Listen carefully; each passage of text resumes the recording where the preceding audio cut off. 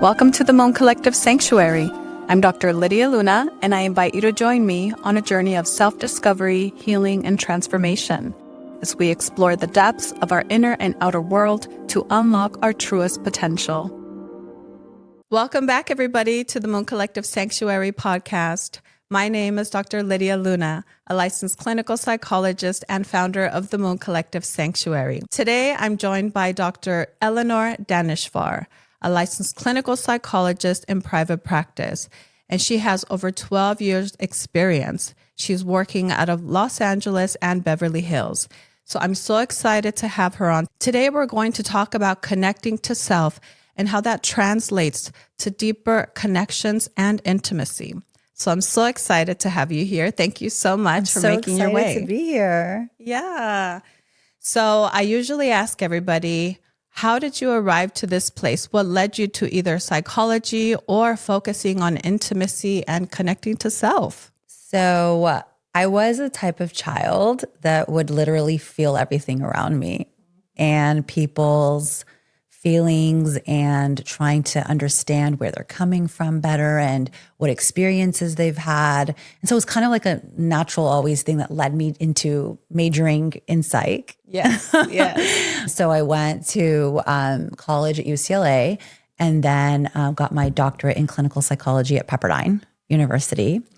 And I fell in love with the idea of working with families because I got to work with the children, the parents, really see the family systems and dynamics that were in play, and really help them feel good in their home and also living their own life outside the household. Mm-hmm. So it was really nice. And so I worked at Pacific Clinics first in Pasadena, which is awesome because they have a really great program there that for training in family systems work. And I also did a fellowship in trauma in the Columbus Circle, NYC area with Dr. Robbins and Associates, which was an incredible experience, which really honed in my passion for working with women because I saw the resilience in the woman and how much power she was able to have once she was in a better place, right? And once she was able to use some of those tools with our work, how much better the whole family felt. I believe the woman is like the heart of the family. Depending on how she is, that's going to be the pulse of the energy of the home. Exactly. So I saw that. And that was the thread through all the work was, wow, there's a goddess in all of us. Yes, yes. And we can actually feel powerful and present, be our genuine, true self, and create the identity that we want to have with the right tools. And so that was my passion. I went with it. I studied what therapeutic interventions and what ways we could tap into the mind, the body, the soul to bring out the best in us as individuals. Yeah, that's great. So as we get started, I think it's important to even describe what is intimacy. What does that mean for you? Oh, wow, that's big. Yeah. I think people like when they think intimacy, they think of sex immediately. Yes, absolutely. Like the bed. Yeah. Or the act. Yes, yes. But it's so much more than that. And it's really what happens outside, I think, of the bedroom that's so important. And so intimacy is how you feel about yourself, really, right? The image and ideas and the narrative you hold for yourself, and how you relate then to the person that's with you, right? Whether it's with a child or your mom or another significant other, your husband. So it's like, how are you relating with that person? How are you seeing them? How are you listening to what their needs are? And then how are you pulling your love language and their love language and combining it to create something that's symbiotic? It's a togetherness, right? So we coexist independently, but together we thrive. And that's the feeling of intimacy that's so raw and beautiful, right? Is that when you feel that. And nowadays too, it seems like it's harder and harder for people to feel that or allow themselves to feel that. What do you think gets in the way of either people connecting at this deep level? You know, it's interesting. I really see that a lot of our thoughts, particularly the negative ones and the critical ones, get in the way of being present, right? Of being in the moment. And how can you have gratitude for what you have and be happy and in a good, safe space when your mind is flooded with anxiety or with thoughts of, I'm not good enough, or why is he like that? Resentment, a lot of intrusive, negative thoughts that can get in the way of being back in your body, right? Which I think that's where the healthiest place to be is the feeling what's going on in your body and how it relates to the beauty that's around you. Yeah. And even as you're sharing being in your body, I feel like this should be part of the curriculum at school, like how to connect to self, how to connect to your body. We're conditioned to live in our heads, to think, to solve problems, right? But not enough of the connecting to body. So maybe you can speak more about that piece and why it's important. Well, it's important because you're honoring, right, your soul. When you're in your body, right, you're just saying, I care about you. I want to nurture you. And I'm in a space where then I can relate to myself and other people with that honor, with that love. So what would you say to somebody that maybe feels that block, like they don't know how to connect to their body? They don't even know where to start. Do you think there's like a good starting point? What a great question. What a great question. Okay, so the first thing is not to be ashamed of what's going on, of what's happening in your environment or what's happening in your head, right? So the worst thing is the critic that's critical of your negative thoughts. Yeah. Right? It's like layered. Then there's the block, right? So if you're able to sit there and be okay and accepting of the negative thoughts that come in, right? Or the beliefs or the narratives, the stories that are not really yours. Maybe you've held on to this like narrative that's not working for you, that's toxic about yourself and other people. And just be honest. Maybe start by writing, vocalizing it, owning it, and not judging it. It's like getting over the conditioning too, right? Like the programming, like the need to be perfect, like practicing self-acceptance. Then I'm thinking too, like, what about people that have experienced trauma? So they've had to disconnect from their body as a survival mechanism. So you shared about your earlier experiences working with women in trauma. I'm curious if there's a story or something you saw that's like, oh, wow, there's a lot to that. You hit an area that's very painful for a lot of women who have been through trauma and have had to change the way they see themselves in order to adapt to the situation. An example that comes up for me is, a woman I was seeing that was told, even as a very young age, that her body parts are ugly. And that's, something that she's been told over and over again. You have to cover. They're not nice. They're, and that came with shame and embarrassment and just that already starting off as a child feeling negative about something that's part of you, and grow up and, when they look in the mirror, what do you think they're going to be saying to themselves? And walk around all day from morning to night when things happen, blaming themselves, being critical, not being in the mindset of, I'm okay. More like, no, I'm not okay. And I'm not good enough. And that can just spiral into not having those nice, warm, intimate moments with other people and yourself. I'm even thinking like when I'm like in the meditative state and I'm understanding things about us, I was making an observation that there's certain openings in our body and they're intentional, right? Like the openings in our ears are meant to receive vibration, which creates sound, which, helps us to understand the world. And our mouth is there to like help us experience eating, the nose for air. And then, in our genital areas, like we have an opening and those have purposes.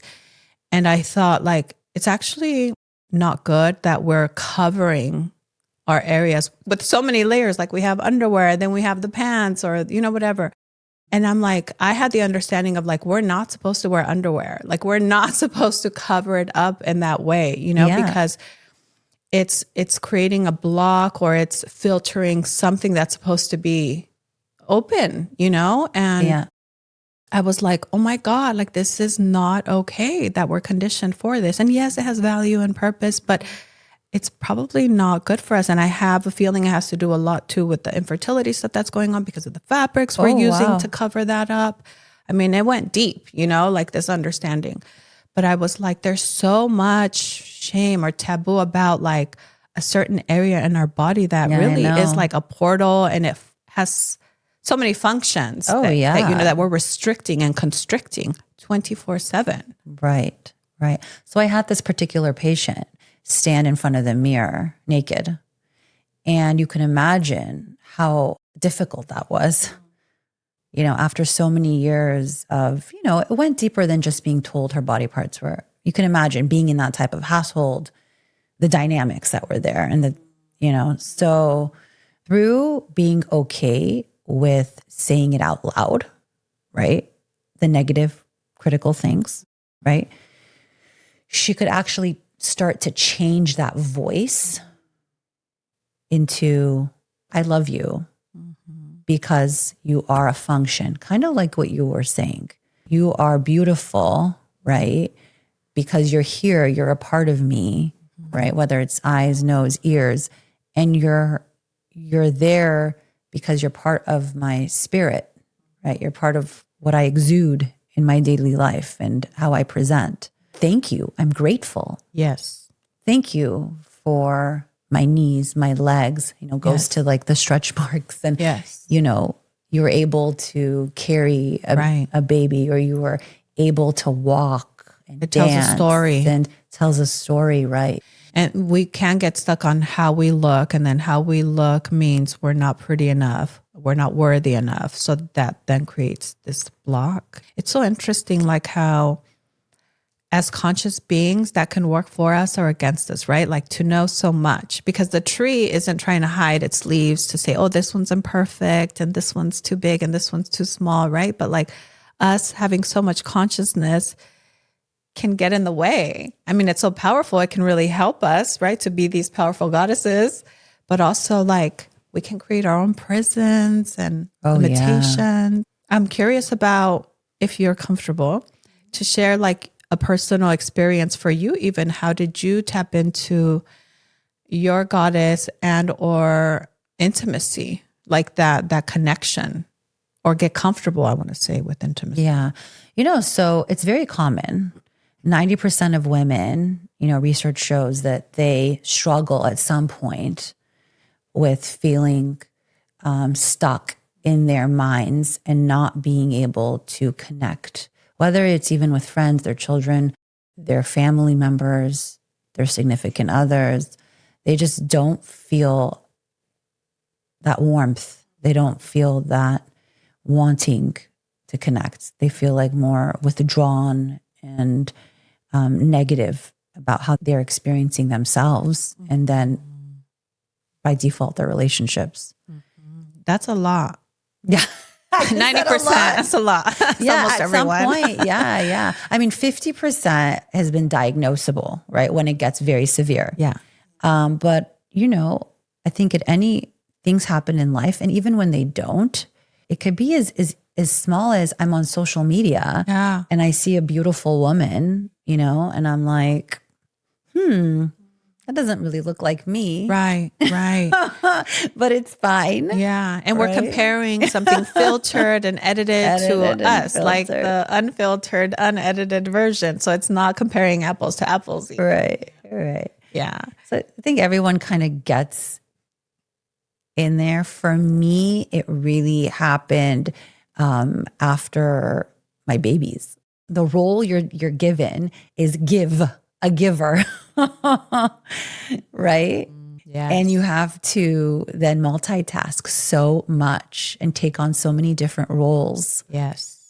For caregiver, and now I'm working, and then I have to organize this and make dinner, and now my husband's coming home, and so it's like then you become it becomes a kind of connection looks more like a chore. Oh no, my needs are important. I can feel good in this home. I can feel good with these people and myself. The idea of this give, and we're expected to depletion. Yeah. In what what other person is expected? So for me, that was it. It's a lot. So for me, it was that moment of just hitting the wall and feeling depleted, nursing and then pumping afterwards. Like, what's that? I don't know how you guys do it. I don't have kids. And when I think about how women, I've seen so many of my loved ones have kids and friends, and I'm just like, I don't know how. I don't know how you guys do it, but it sounds like something turns on for you, right? Where you become that, you have to be almost. Right. Yeah. Right. And then what saves you from that? That's what you were asking me, right? Like, how did you overcome something like that? How did you get out of your head? Yeah. Mindfulness. Maybe we should look at that, because what exists in the moment is beyond the mind. And I always say, if you don't know what that means, because it's very big, but tap into your 5 senses. That's the key. That helps you get grounded, be in the present moment, become more intentional about the here and now, which then, maybe then it quiets the noise so you can tap into the needs and the body. And exactly. You could do something nice for yourself, whatever that is, to self-care, right? And regulate, because your body is dysregulated with all of that stress. But it sounds like you'd have to be intentional, because if you do have the kids, the husband, the to-do list, the work, then how do you you have to create the time to do this, right? Yeah. But every moment is that. You can look at your stress and see all the negatives of it, or you could take it and create a very grateful lens. So it starts from the moment you wake up. So yes, I'm taking on a lot, and maybe I should take on less and delegate, right? And that's okay. But I'm going to get in the shower. I'm going to do maybe a prayer or meditation.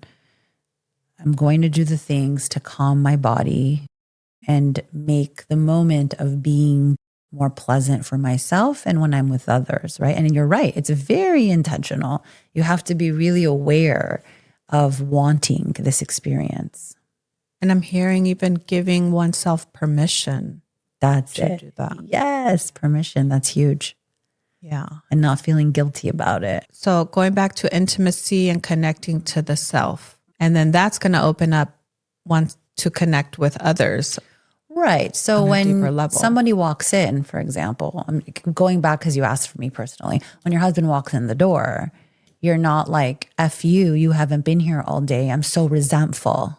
I've had to do the slew of things, right?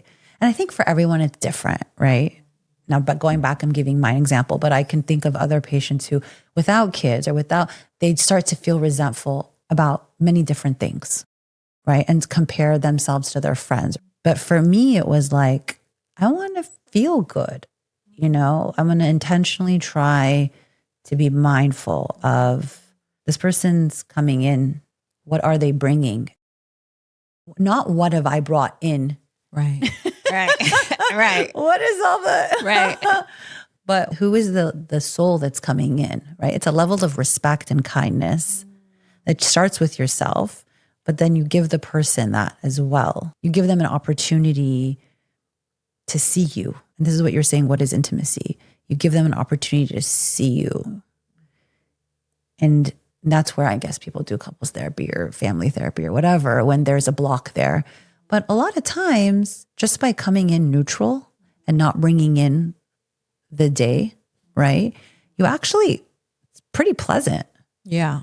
Like I ask women, like try when like your husband walks in, or when you're walking into a room, right? Somewhere, going to a party. Try to walk in and give the person the benefit of the doubt that they're going to be positive towards you. They're going to want to see you. They're going to want to understand you and validate what you've been through today. Does that make sense? Yes. And so you walk in there and suddenly you're happy and the person sees you and the energy is matched. I was just going to say, from an energy perspective, I believe that. Like if I'm going to like even fill my own cup, it's already setting me up to have a different energy. So if my cup is filled by me more, then I'm not as depleted. I'm not needing as much from somebody else. I'm wanting. It's not a need, it's a want. That sets a different level of expectation of how they show up. I'm not needing them to be any kind of way. And so when they show up, now I'm in a more positive state, right? Because I've fed myself in some way. You've cut the interdependence. Yes. So now I'm happier, and then I reflect happiness. So there, I should say project happiness, and then that's reflected back. So then it's like, I'm setting the mood. I'm setting the tone. I don't know if you've ever read this. There's a little poem / story about a dog who walks into a room. So there was this person that observed a dog walking into a room, and then that dog came out with its tail wagging and it was super happy. And then another dog entered the same room and then came out and was like grinning and like really unhappy. So the person observing this was like, why does one dog come out of this room looking super happy and the other one like super angry? And so this person walks into the room and it's a room full of mirrors, so the dog was seeing themselves without knowing it was them. And I feel like that's a great metaphor for life. How you show up to life will reflect back to you, and others will too. What do you think that dog that was happy, right, versus the one that wasn't? What was the dialogue like, you think? I mean, if I can create my own story, I take it back to what you said about gratitude, because that's what personally, even for me, shifts my energy. Even when times are difficult, even when things are not going perfect, to find like, where is the good in life? What can I be grateful for? Because if I understand that how I show up in the world, it's going to be reflected back, then I have a duty of like showing up as my best self, right? So, and like how the 4 agreements, right? Being your best can differ or vary from day to day. Like it's just being your best today, whatever that means, or being your best in this moment, whatever that means.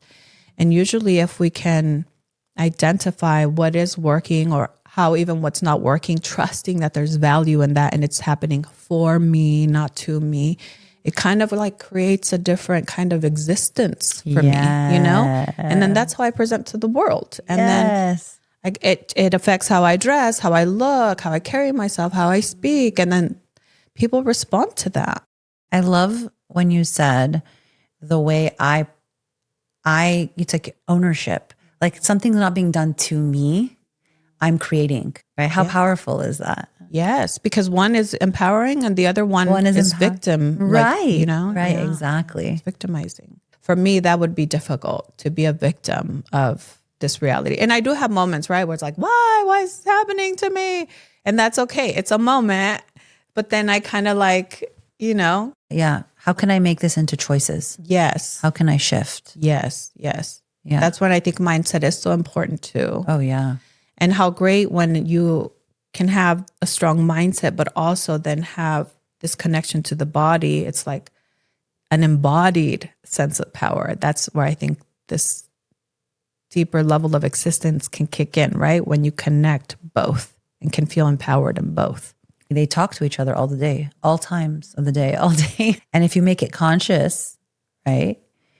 it's actually, you'll be in a healthier place than if you just let them talk to each other, right? If you are the one in control, like you said, the one that's empowered of being able to, the flow of energy between them and you being able to turn the knobs and play around. And your breath work that day when we met, Yes. that was it. I could feel the energy flow in, the chakras, and that was Maybe you just could share about that, beautiful. because I love your insights about your meditation. Can you share about you even had realizations about the chakras? Yeah. It was like specifically the chakra, I think, is when it came up for me, like this very intense feeling that it was like a warmth that came all over my body.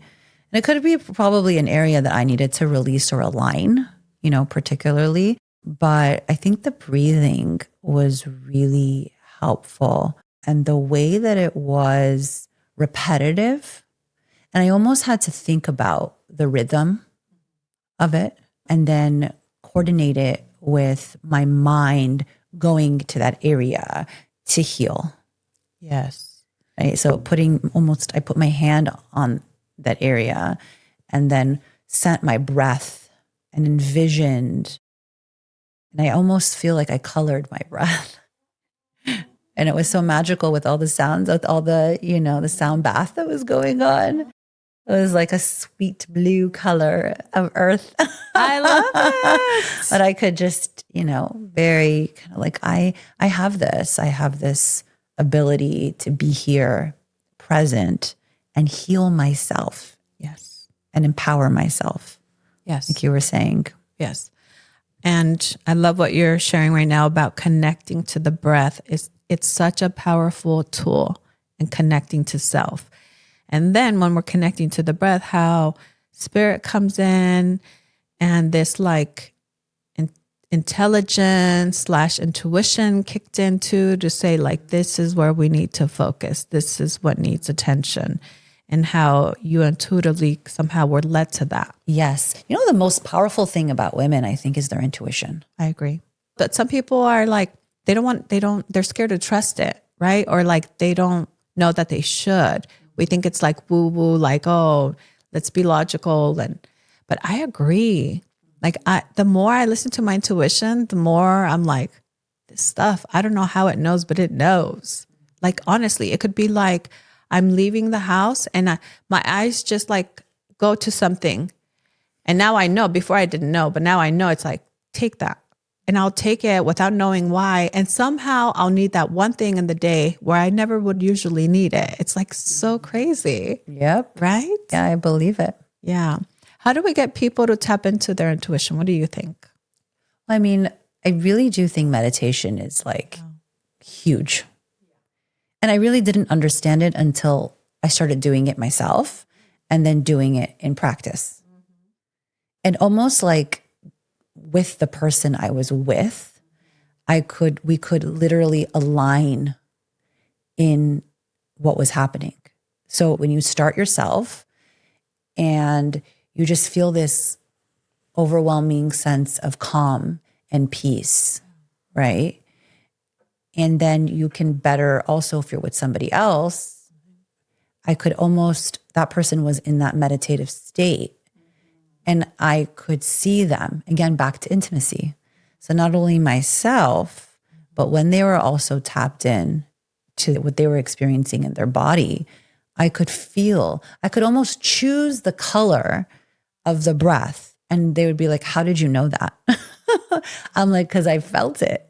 Because we were one in the moment together. I love that. Oneness. Yes, the oneness. I'm going back to the statistic too, this 90% of people. What did you say that people felt?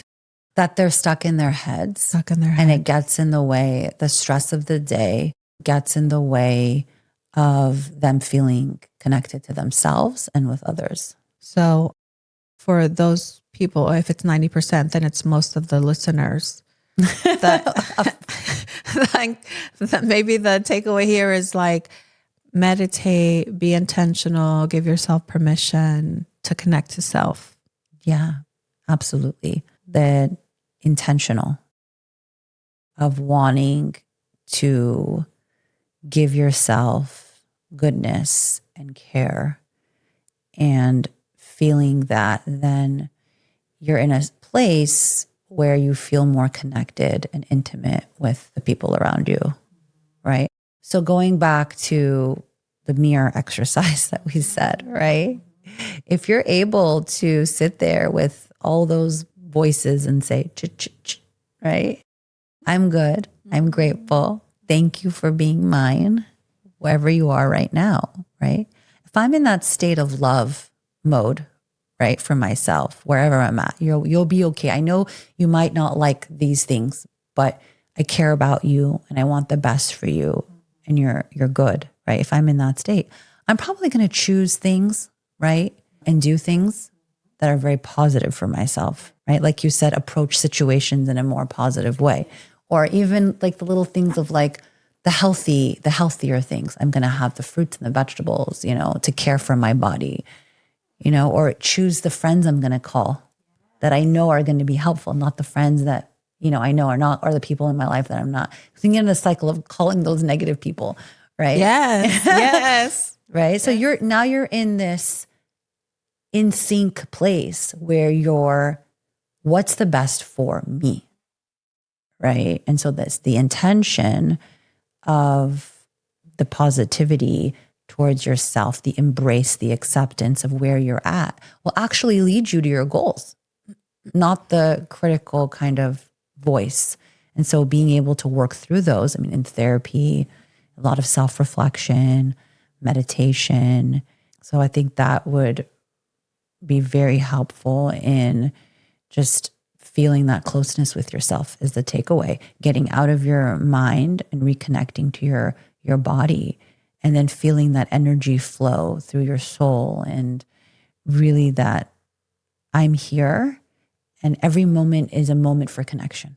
Every moment is that moment of I'm going to be present. I'm going to be mindful. I'm going to give you my full attention, whether it's your full attention to yourself and other people in your life, Yeah. And it's so hard to do that when there's so much chit chatter. I know. We have to quiet like the noise somehow, especially I think with, everybody being so consumed with their phone. Like we really need to just put the phone down, put it away, to allow ourselves, even as we're learning how to connect to self, then to make space to connect to other people. Because even if we're connected to self, but we're always on our phone, like it doesn't end there. There's so much more. It could be so expansive. Right. And the beauty of catching yourself, like I love how you said that, right? You catch yourself, right? And how you respond to that or to the other person that's on their phone is key. So I can turn around and be like, why are you always on your phone? Like, you're not, it's like, I want attention or like affection or whatever it is, right? And if you approach someone like that, it's like a shut off, right? Or if you approach your own self like that, why am I always on my phone? Then you kind of also don't grow from that experience. Right. But then again, using that thing we said earlier, that tool of like expecting, giving the person the benefit of the doubt. Give yourself the benefit of the doubt. Maybe you needed to unwind for a minute, but this doesn't define you. Okay. You can choose now, like going back to your empowerment, right? You have a choice, put it down, right? And look the person in the eye. Be like, hey, good morning. Like, I know you're on your phone, but I just wanted to see how you were doing. And I'm telling you, 9 out of 10 times, or maybe even 10 out of 10 times, you'll get a, hey, sorry, just out of it. How are you? How did you sleep? And even like maybe make it playful, even bring play into it. Especially I love that. Right? It's like, yeah, that's totally my thing. That could be the thing that totally changes the energy. Oh my God, I'm so happy you brought that up. It's so important because it's like, okay, we talked about giving the person the benefit of the doubt, approaching it in a positive way, but the funniness of it, Yeah. Like, I think as we're getting older, like, we take things too seriously. Yeah. And if we can bring and play it in any opportunity, but that means too being comfortable with self, right? To be silly and all that. But it could be easy. Like if your partner's on their phone, then do something cutesy or like sexy or playful, whatever, to grab their attention. Absolutely. My go-to. Yeah. It's like, how can I change in front of this person together? Hello. Yeah. And then, suddenly it's like, oh, Yes. and that's okay that it doesn't mean anything, not make too much meaning, like you said. Yeah. Be a little bit more playful. Even with friends, I know that friends get offended very quickly, but to say it to them in a nice way before the resentment builds up. Like, hey, I noticed, when you did this, or this happened, it made me feel like this, and what's going on? Are you okay? Again, benefit of the doubt, positive, give, that nourishing vibe of, I want to align with you. Yes. This benefit of the doubt, it's like understanding that everybody's kind of most of the time just trying to get through, right? Trying to do their best. Most of the time people are not trying to do things to hurt us or against us. It's just, we're all like egotistical in a way, which we need to survive. We need to think about ourselves. If somebody's missing the mark, it's like, let's let them know, hey, whatever that is, like we need this or we need it like that, rather than taking it personally. So why don't we talk about sex now? Yes, let's talk about sex. All right. I have this fact here that numbness is more common than we think. So up to 43% of women and 31% of men report feeling sexually disconnected or having difficulty being present during intimacy. So what do you think about that?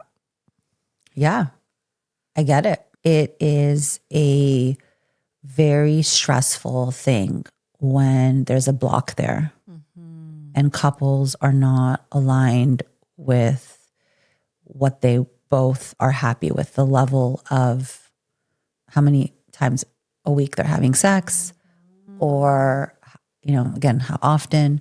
But when one person's not happy or both are not happy, it can be a disaster in the relationship. It's like this thing too about resentfulness maybe, right? And how that can create distance and separation. Some people, depending on the cultural background, don't want to talk about sex. They shouldn't talk about sex, especially more women, So that's another block too. If we can't talk about it, or even like the exploratory part of this, of women even knowing what pleasures them, what they like, what they want. I know. Have you ever given an assignment to masturbate? I have. I have not. I have. Because again, self-love is first. Yes. Right. And if you're having difficulty loving yourself and being okay touching different areas that are pleasurable, it changes the way you are with your significant other as well. I've noticed that after 40, that's when things changed for me in terms of my own sexuality. Like when I was younger, I was like more conservative, more restricted. So for me, it was like a different type of experience. You were more conservative younger. Yes, I was the opposite. I was like so more interesting. And so for me, I was like, it's fine, but I didn't understand as much as I do now. It was like when I turned 40, and then maybe it has to do with age and or also like the inner work that I've done. Yes. Where I am more in touch with myself and connecting to my body more, being more open, more fluid, So maybe it's a combination of both, but I'm learning to let go. I'm learning to, because now I feel safer within myself. I feel more safe with other people, and now I can be more open. I feel more liberated, more free, and it definitely has shifted the experience, and it's really freaking cool. Yes, it does shift the experience. Yeah. When you become okay with pleasure. It's such a thing that like you wouldn't think that we would have shame around pleasure. Yeah. Right? Yeah. It's so interesting. It's such a common act, sex, and we don't talk about it enough. Yeah, absolutely. So I've had like patients have sex in daylight in random places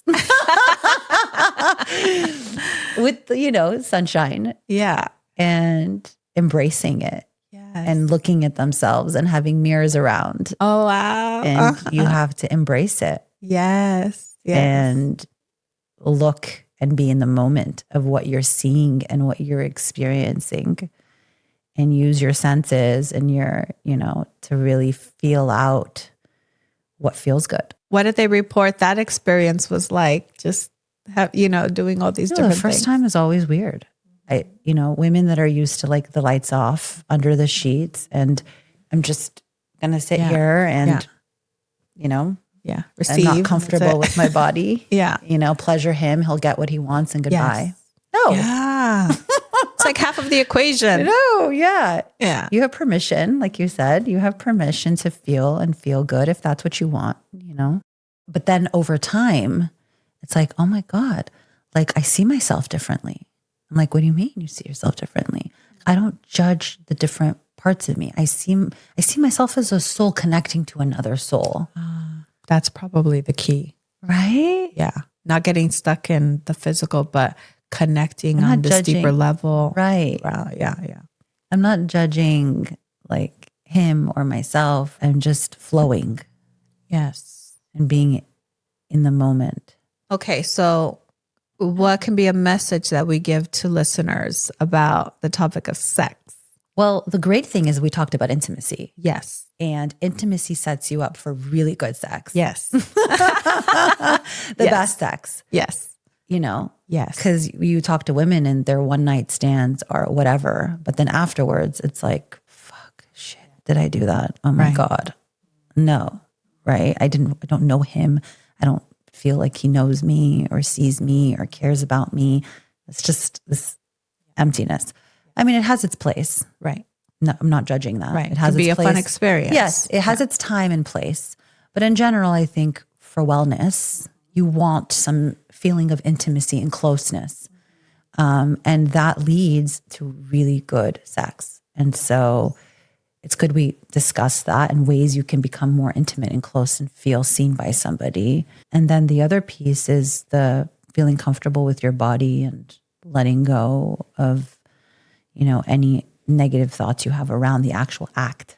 And that really depends on a lot, whether it's trauma related or experiences different experiences they had with different men, and what they're bringing in to the relationship. So it gets very complicated, but there's a lot of work there. So if a woman is dealing with something that's more complicated, they should definitely get help. Yes. Because it makes a huge difference. Absolutely. Yeah. Like we're not meant to live in that way where we're blocked, restricted, or carrying stuff that's getting in the way of pleasure, whatever that means. I love what you're saying, that yes, like it's identifying even what's getting in the way of this and then seeking support if we can't work through this on our own. Some things we're not meant to work through on our own. And even in therapy, I think there is a certain level of intimacy that can even help jumpstart all of this process, because you're super vulnerable in therapy. Oh my God, yes. You're super open, Exactly. You're authentic, and that does create some type of intimacy. And maybe that could be how one starts even. Right. So that corrective emotional experience between the therapist and the patient can then mirror what happens within their other relationship. Well, I loved our conversation today. Me too. Yeah. So much fun. We're about to wrap up. Are there any last words that you'd like to share before we conclude today? I mean, I think we've really said it all. Yeah. Yeah. Get out of your head, get into your body, and get into the mode of self-care and self-love, and create a narrative that works for you, that's healing to who you are and the things you love and the things you value. And soon it's going to be automatic. Like you're living your identity, right? You're living what you're true to who you want to be and who you see yourself as. Love it. Thank you. Absolutely. Yeah. So where can people find you? Do you have social media, website? Yeah. So I'm at Women's Mental Health. Even if they just Google Elenor Daneshvar, all of the stuff comes up. Awesome. My office address. Yes. My history, my bio. Yes. Good. And you're in can get private it practice. all. So people, if they want to work with you, are you taking new patients? Yes, I am. I am taking new patients. Well, I hope somebody reaches out, because people, we cannot afford to not have or experience full pleasure. Like this is part of the human experience. So let's get into it. Right. Absolutely. Well, thank you for making the time today. I loved our conversation. And I hope to have you back so we can continue to talk about this and other fun topics. Thank you. And thank you for having such an amazing podcast that brings so much light and, calmness to me. When I listen to it, it just puts me in a really good place. Thank you. It's really beautiful. And it makes me want to be more intentional. So thank you for that. Thank you for being part of this. All right. Well, guys, until next time, we'll see you soon. Take care. Bye-bye. Thank you for joining me on the Moon Collective Sanctuary. Remember, your journey to a more fulfilling and empowered life continues beyond this episode. Until next time, may you remember who you are and stay open to embrace all that life has to offer.